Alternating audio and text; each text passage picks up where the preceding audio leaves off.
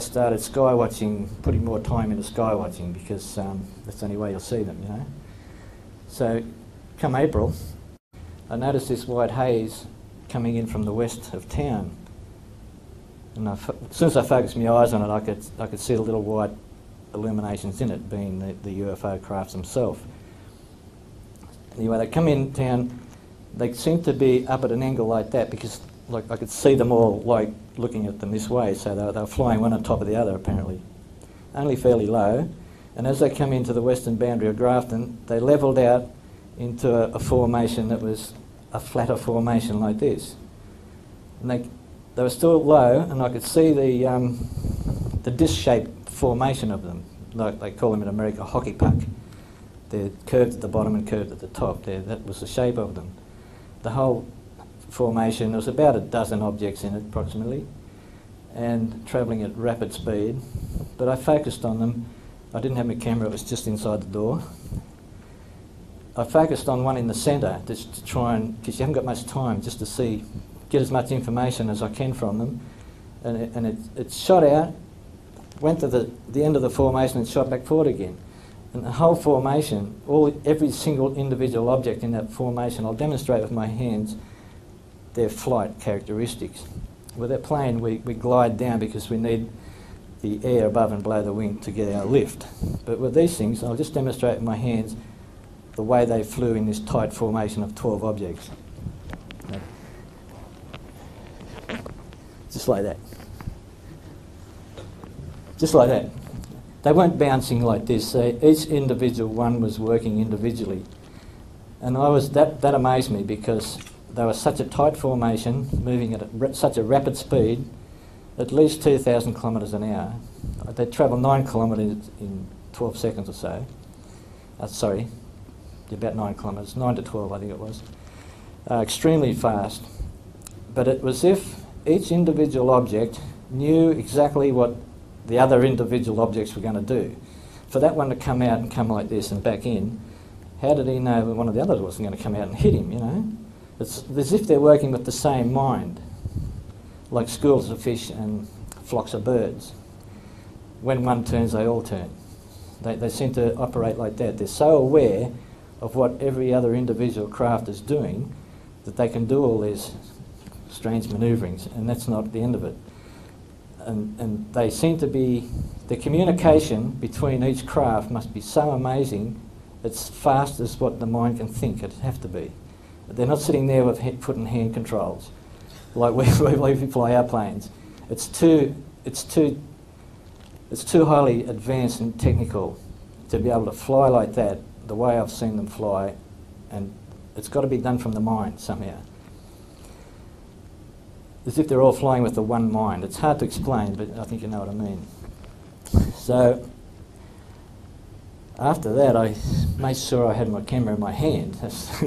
So if you're ever outside looking, you always have a camera in your hand, no matter what it is, because an example of the speed, a normal Sydney to Brisbane aircraft will fly at about 35,000 feet over Grafton, and it takes over 2 minutes to get from overhead to where you can just see it.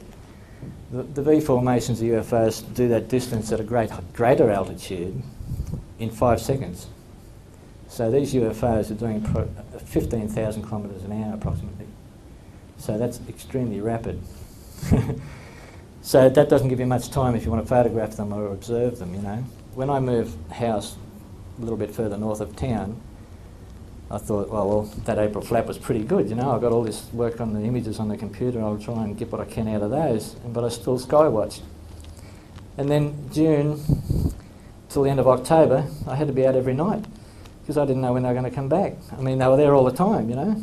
So there was V formations with 5 to 7 objects. Now, just to give you a demonstration just with my forearms, if you're reporting them to another group or you're discussing it with someone else, the difference between boomerang shape and V formation, because it does make a difference to researchers once you get the information in, because the V formations are for a particular reason why they get in V formation, and there's a particular reason possibly why they get in the boomerang formation.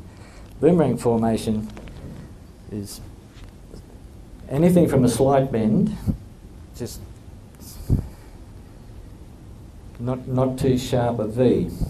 A V formation is a much tighter formation.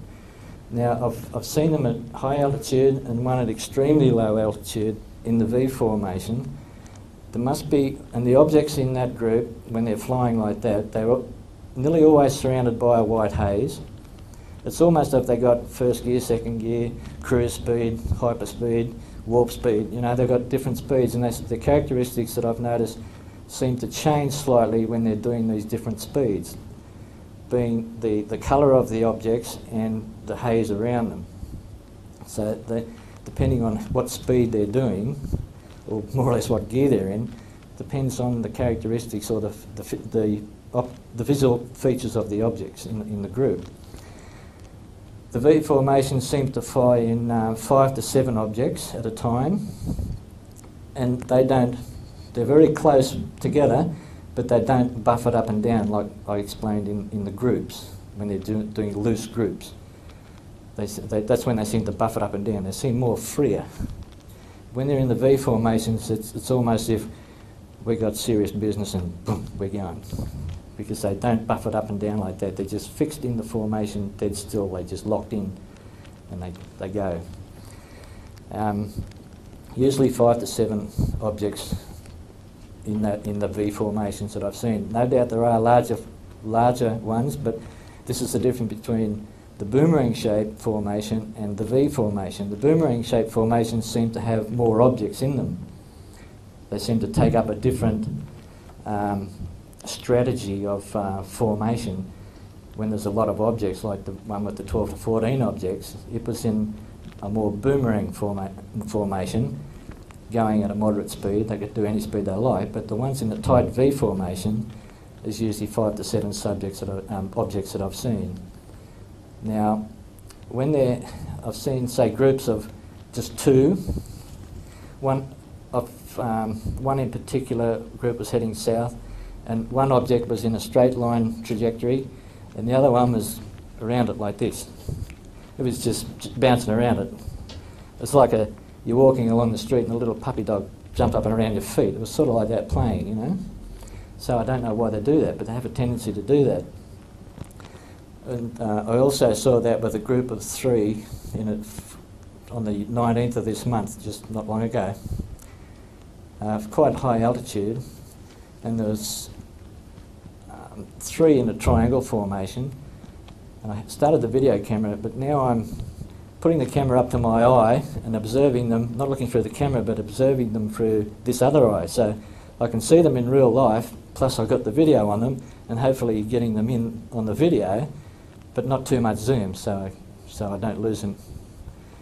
And they started to do the same thing. One of them stayed in a straight line, and the other 2 were bouncing around like this, just playing, you know, as if they say, hey, look at this down here, you know, having a real good time. It's incredible how they do that, you know. They do it, I don't know why they do it. They either do it because they're having a good time, they're enjoying themselves. Like we hear about the abduction thing and they're doing all the wrong things, but by observing the flight characteristics of their craft, I mean, if they were really serious things, why would they bounce around, you know? Like, as if they're just having a ball, you know? We're down on Earth. Hey, look at this. They seem to be so playful with one another, you know? They do it because they can do it, but they do it because they want to do it as well, I say. Also, around at that period of time, there was mysterious strobing lights in the sky. I know that satellites, you know, I'm familiar with aircraft, and I've seen hundreds or even thousands of satellites, but these were different. And I'm aware that satellites sometimes when they tumble in space, they'll go on and off, blink. But these ones that were orbiting the Earth, they would travel a great distance in high altitude, a fair distance, before they just slowly flare up and flare back down again like that. But they seem to be long objects, and the whole object seemed to flare up, not as if it was a light on an object. And then it'd travel too far, it'd have to travel too far. If it was a plane, they've got to blink more than that, you know. It was extremely high anyway. But there was those sorts of things circling around, going in all directions except east to west, where satellites don't go. So maybe it was some sort of satellite, but there was a brilliant strobing one single strobe flashes of white light in the sky that went down the riverbank one night just to see if I could see something coming over of the flight path in April. And this brilliant flash at high altitude almost lit all the ground up around me. And I don't know what it was. It was extremely bright white flash of light. And then there was other things. The smallest UFO I saw during the April flap was about the golf ball size. I saw something coming towards me, and at low altitude, when it was going away, I was able to fix my eyes on it to get a look at it, and it wasn't travelling all that fast, but fairly fast. And it was the khaki green in colour, covered with a silvery haze or silvery sheen, with a dim halo or corona of light around it, like a hazy light around it. And that was unusual because of the size of it. And it was really only there because you take the line of sight, it's only there, and I've got to focus on the sheen on it, so it wasn't a long way away.